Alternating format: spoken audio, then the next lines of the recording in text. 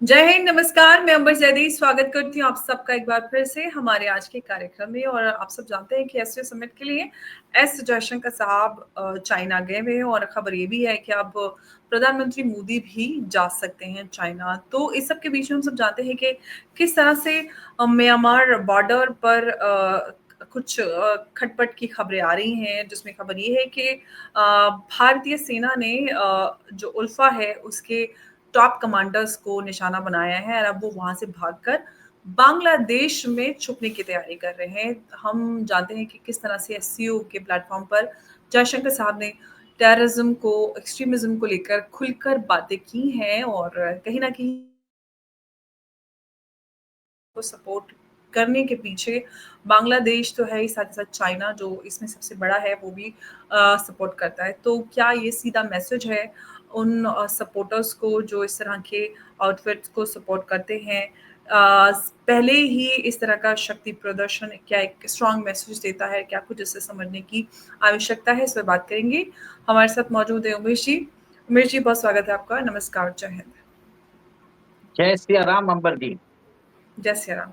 उमेश जी, ये खबर अब जानते हैं सभी कि किस तरह से उल्फा पर निशाना बनाया है भारतीय सेना ने। अब इसके ये खबर किस तरह से आप देख रहे हैं? और जो उल्फा के कमांडर्स हैं वो निकलकर भागकर बांग्लादेश छुपने की तैयारी में है और इस सब के बीच में एस जयशंकर साहब एससीओ समिट के लिए गए हुए हैं। वहां पर उन्होंने टेररिज्म और इस सब को लेकर खुलकर बात भी की है।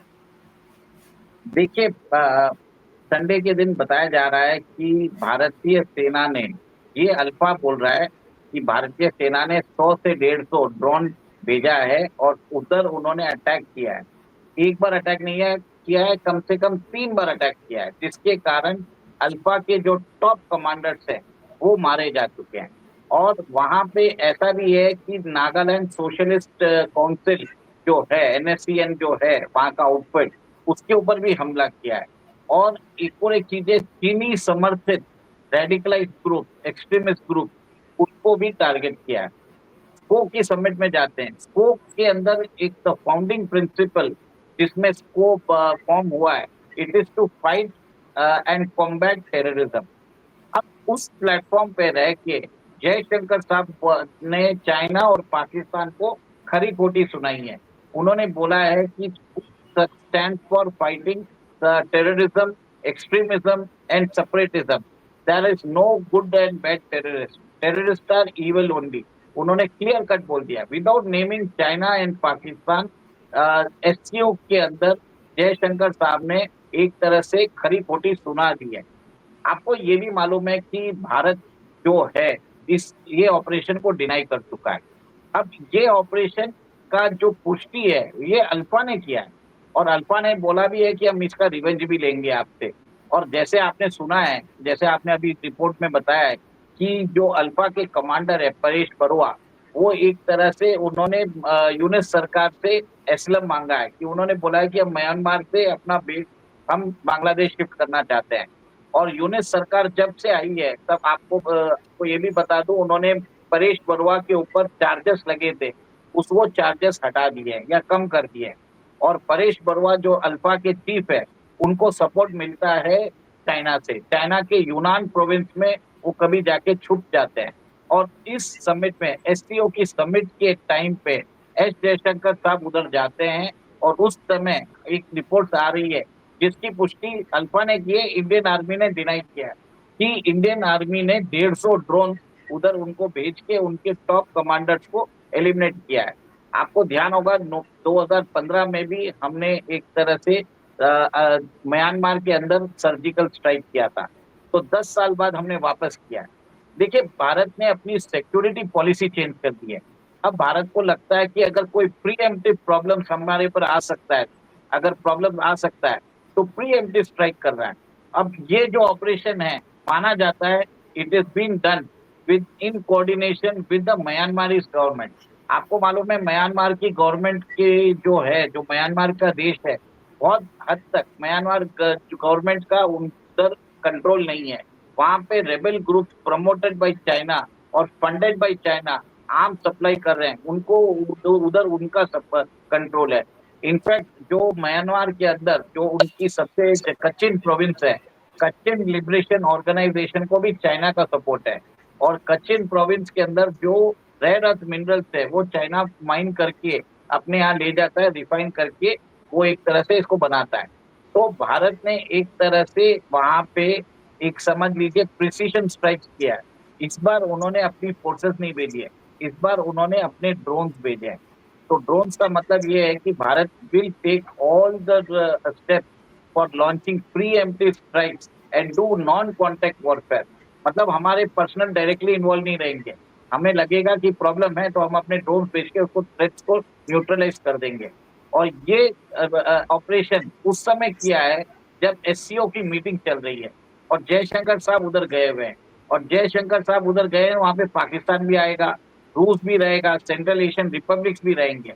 और आप ये देखिए ना कि उधर जाके उन्होंने चाइनीज प्रीमियर से भी मिले हैं। और कुछ दिनों पहले डिफेंस मिनिस्टर मीट हुई थी, आपको ध्यान होगा, जिसके अंदर चाइना ने एक तरह से चालाकी से पहलगांव मैसेकर को कवर नहीं किया। उन्होंने बलूचिस्तान में जो जाफर एक्सप्रेस पे जो हमला है उसको कवर करने की कोशिश की और उसका ब्लेम इंडिया पे डालने की कोशिश की।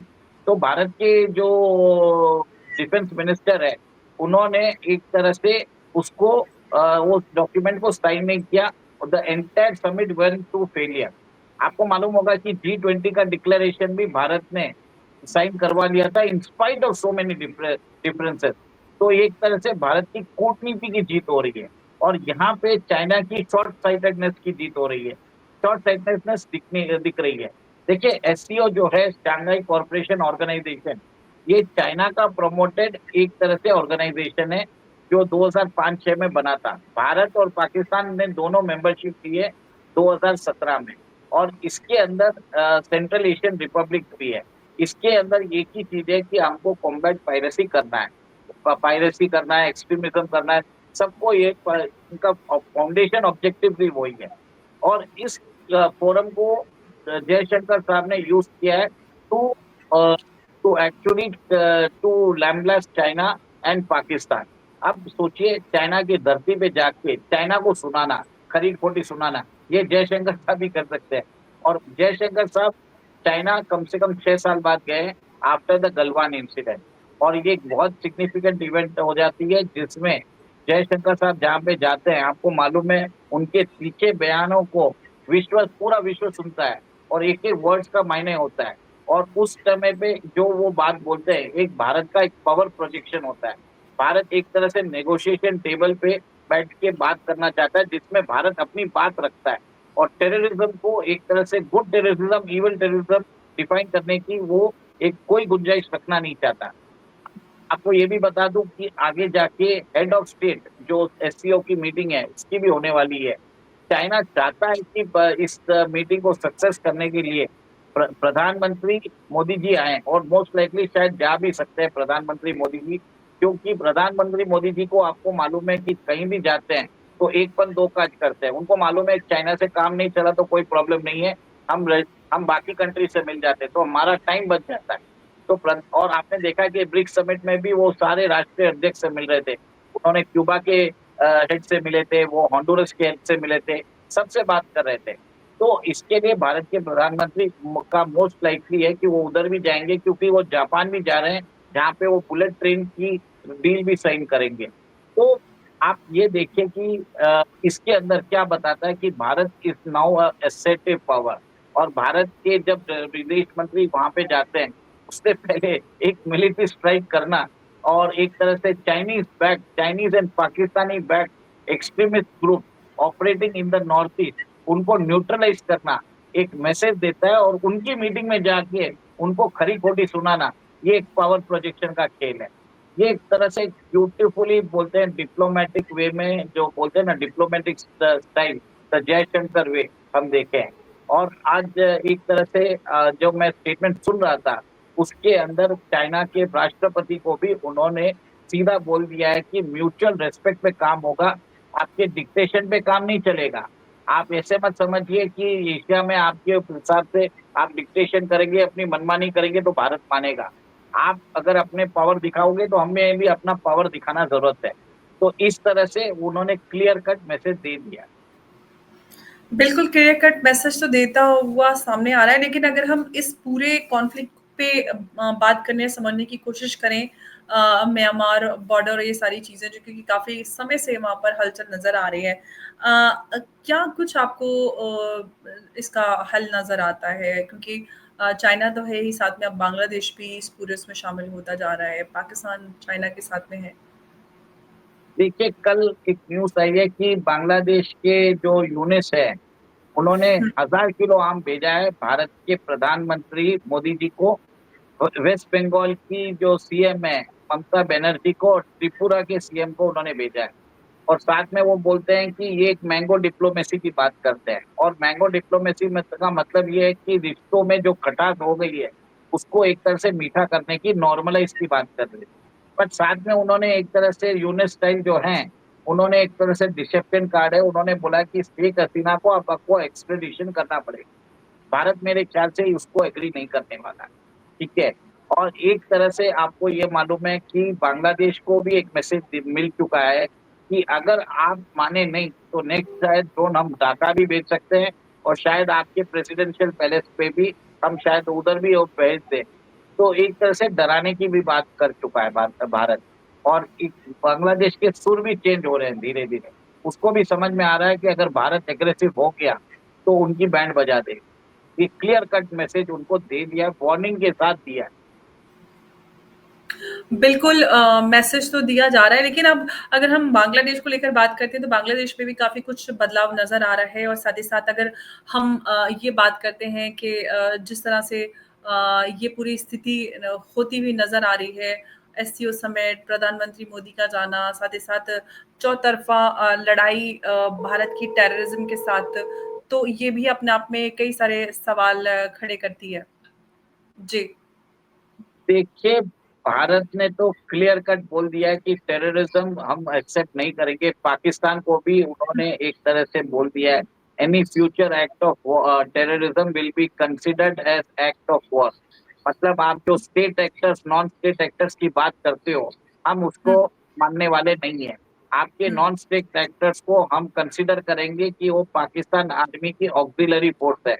और आपने हुँ, देख लिया है कि वहां पे जो टेररिस्ट थे जिनको भारत ने न्यूट्रलाइज किया था, के कब्र पे पाकिस्तान आर्मी के जनरल्स थे जो साथ में खड़े थे टेररिस्ट के साथ। तो भारत ने भारत और ऑपरेशन सिंदूर कभी भी चालू हो सकता है, भारत तो रेडी है। आपको मालूम है भारत तो डिफेंस एक्विजिशन करता जा रहा है, उसको हुँ। मालूम है फ्यूचर में वॉर होने वाला है। और अभी तो बात ये भी आ रही है कि जो नेक्स्ट वॉर होगा तो शायद हमें पाकिस्तान और चाइना दोनों से करना पड़ सकता है।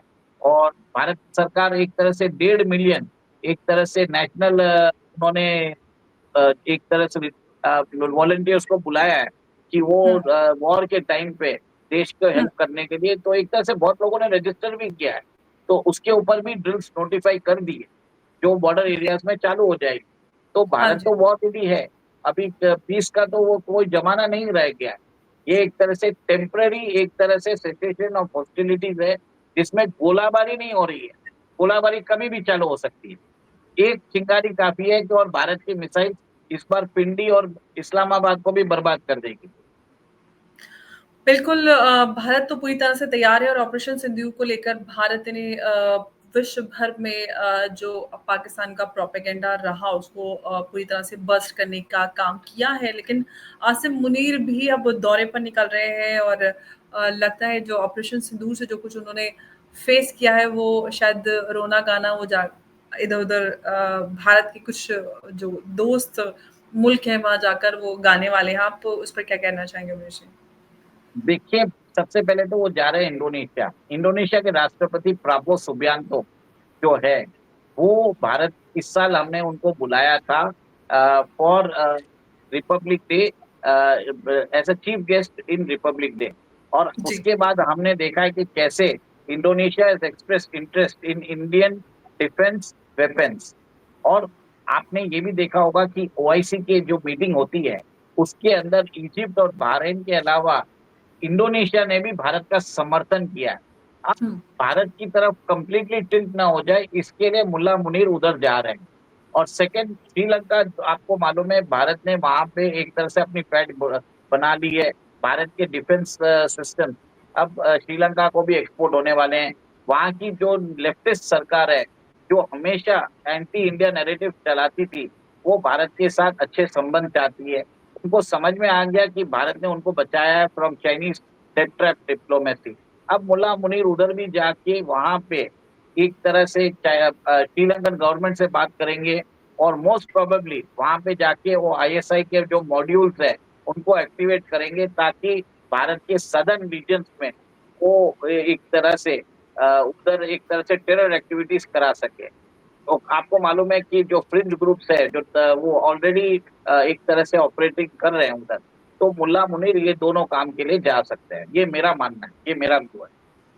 हाँ, बिल्कुल। और साथ ही साथ ये भी खबरें आ रही हैं कि वो जाकर चाइना के हथियारों को बेचने भी वाले हैं, सेल्समैन है बन रहे हैं वो चाइना के, क्योंकि चाइना के हथियार तो कोई खरीदने वाला नहीं है। अब वो मुल्ला मुनीर जाकर हथियारों को बेचकर आने वाले हैं, पिच करेंगे कि भाई ले लो चाइना के हथियार। देखिए, पाकिस्तान को जो JF-35 मिल रहा था 50% कॉस्ट में, उसको भी लेने के लिए मना कर दिया। वो बोला, वो अभी अमेरिका के पास जा रहा है, बोल रहा है आपकी जो F-16 है उसके सिस्टम से आप अपग्रेड कर दो, हमको आपके सिस्टम के ऊपर भरोसा है। इसलिए पाकिस्तान के आर्मी जो एयरफोर्स चीफ है वो अमेरिका में अभी उधर बात कर रहे हैं। और उससे पहले मुल्ला मुनीर भी ट्रम्प के साथ लंच करके आ चुका है। तो एक तरह से ये एक तरह से डबल, एक तरह से जिसमें एक तरह से बोलते हैं ना कि पाकिस्तान का डबल चेहरा, हुँ। दोहरा चेहरा दिखाई दे रहा है, जिसमें वो खुद अमेरिकन वेपन चाहता है और वो चाइनीज वेपन्स की मार्केटिंग कर रहा है, कि ताकि उनके ऊपर चाइना का दबाव ना पड़े, ताकि उनके ऊपर जो चाइना का दबाव बढ़ रहा है उसको एक तरह से ईज किया जा सके। बिल्कुल, लेकिन चाइना के हथियार और ये सब तो कोई खरीदने वाला नहीं है। और जो मुल्ला मुनीर है उनकी ये यात्रा कितनी सफल रहेगी ये आने वाला समय बताएगा। लेकिन जो उल्फा पर ये स्ट्राइक की है, उसको लेकर अब बांग्लादेश में शरण हासिल कर रहे हैं जो उल्फा चीफ है। अब देखते हैं कि आने वाले समय में इस पर क्या कुछ अपडेट्स आते हैं। उमेश जी, बहुत-बहुत आपका धन्यवाद हमारे साथ आज की इस चर्चा में जुड़ने के लिए। नमस्कार, जय हिंद, जय भारत। जय सिया राम। जय सिया राम।